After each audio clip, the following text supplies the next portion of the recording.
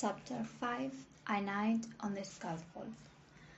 After this discovery, Sorcerer Chillingsworth's plans slowly changed.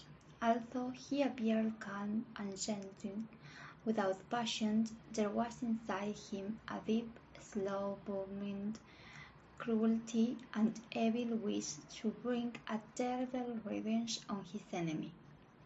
The priest's guilty sadness was a weapon in his merciless hands.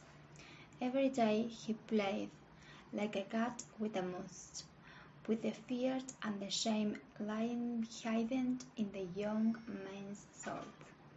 But on the outside he was still a friend, kindly and smiling. Arthur Dimmeslet could feel something evil watching him, but he did not know what it was. He looked with doubt and fear and times even with hate at the figure of the old doctor. Then he would punish himself for those unkind thoughts, blaming them on the guilt and shame eating away at his heart. And all this black trouble in his soul had made him more famous and popular as a priest than ever. To the people in his church, he seems very close to God, a man full of gentleness and understanding of the pain and suffering of others. More than once, Mr. Dimmesselt preparing himself to speak to his people about the black secret of his soul.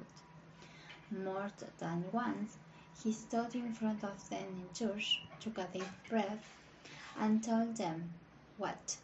He told them he was the worst of sinners, hateful, dishonest, unclean, and everything in the sins of God.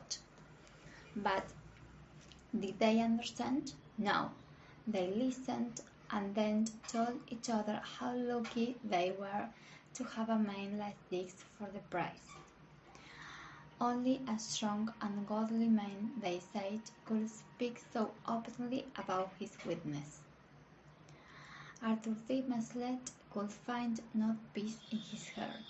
He could not sleep at night, but would sit staring at his face in a mirror, hour after hour.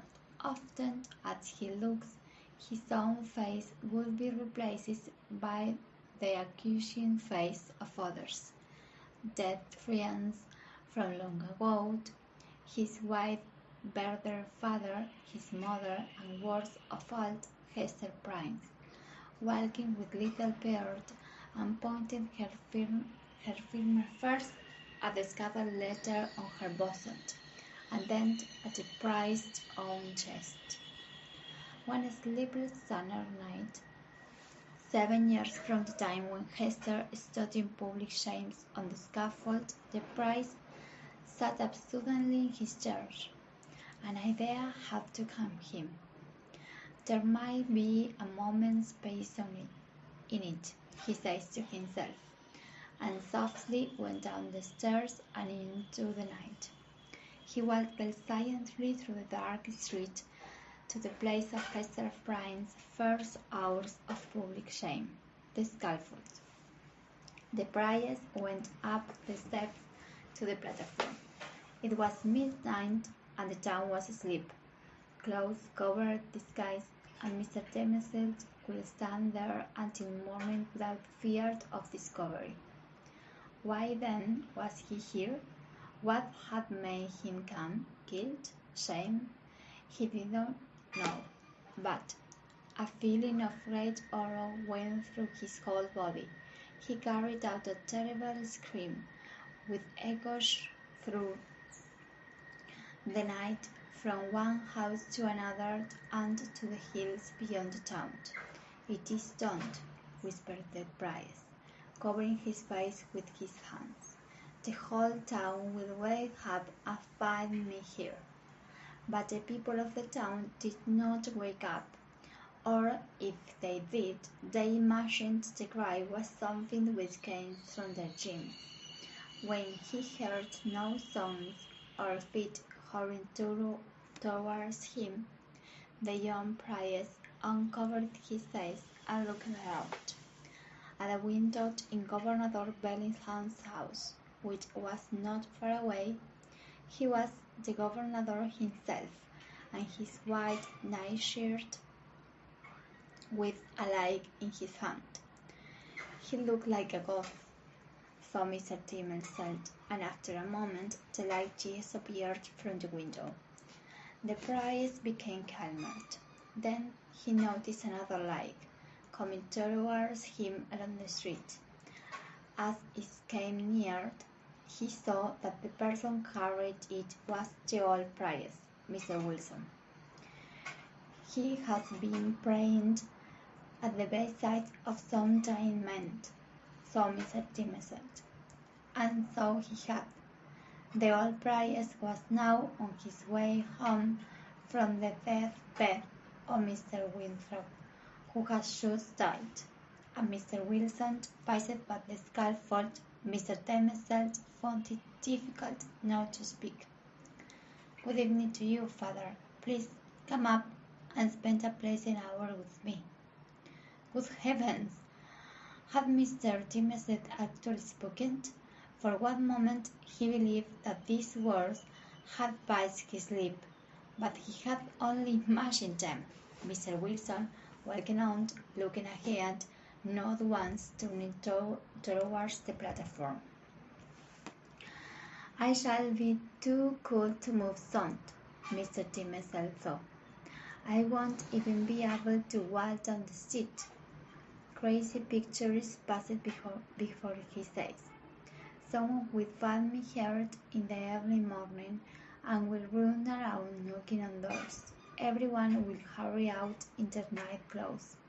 Governor Billingham with his buttons undone, his sister, Mrs. Gibbons, staring with her wild eyes, and good Father Wilson too, tired after spending half the night at the deathbed. Yes, everyone in the world will come running, and who will they see? They will see their priest, half frozen to death, covered with shame, and standing where Hester Prynne once stood. Now he began to laugh, loudly and wildly, unable to stop himself. Then he heard an answering laugh, a child laughed, and his heart jumped. It was little Bird. "Bird," he cried, "little Bird!" Then more softly, Hester Prynne, are you there?" "Yes, it is me," Hester Prynne replied. She sounded surprised. "It is me and my little Bird." "Where have you come from, Hester?" he asked. "From Mr. Winthrop's deathbed," she said. "I measured him for his burial clothes, and I am now going home." "Come up here, Hester, you and little Bird," said the priest. "You have both been here before, but I was not with you. Come up now, and all three of us shall stand together." Hester silently climbed up the steps and stood on the platform, holding Bird's hand. The priest found and held the child's other hand, and immediately felt a warm, strong feeling in his heart, filling it with new life. Bird looked up at the priest. "Will you stand here with Mother and me tomorrow, Mr. Dimsel?" she whispered. "No, my little Bird," answered the priest. The moment of passionate feeling had passed.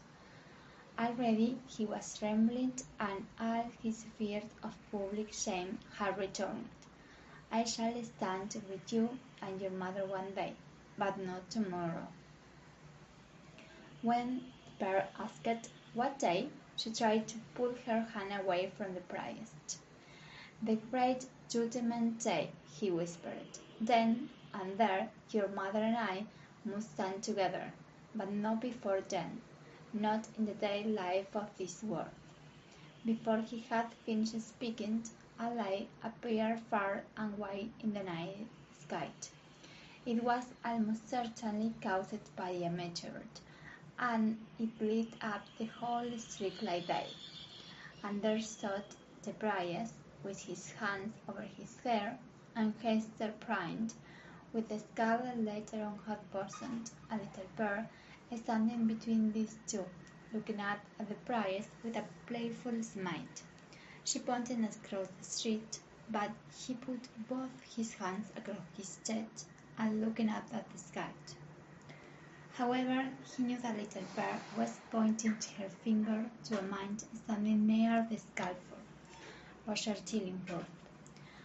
Did the priest see him too, or, in the strange, unearthly light, did he see only the evil smile, the hate behind the eyes, and believe that he was seeing the devil himself?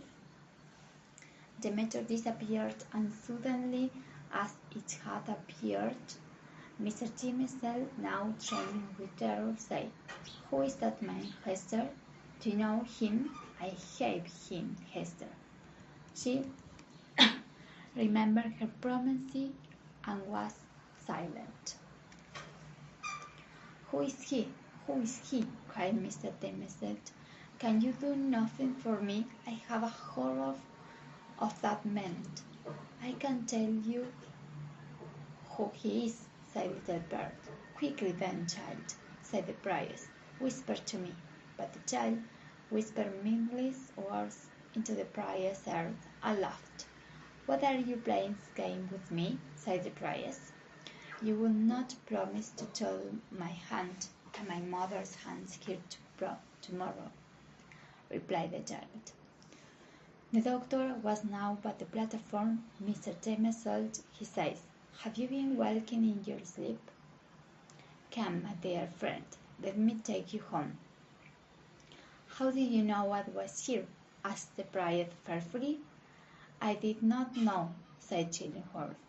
"I have been with Mr. Winthrop doing what little I could for a dying man. Now I am on my way home. Come with me, please, or you will not be well enough to do your work tomorrow. You should not study so hard, Cousin." "I will go home with you," said Mr. Timesdale, defiant. And, like someone waking up from an ugly dream, he followed the doctor back to their house.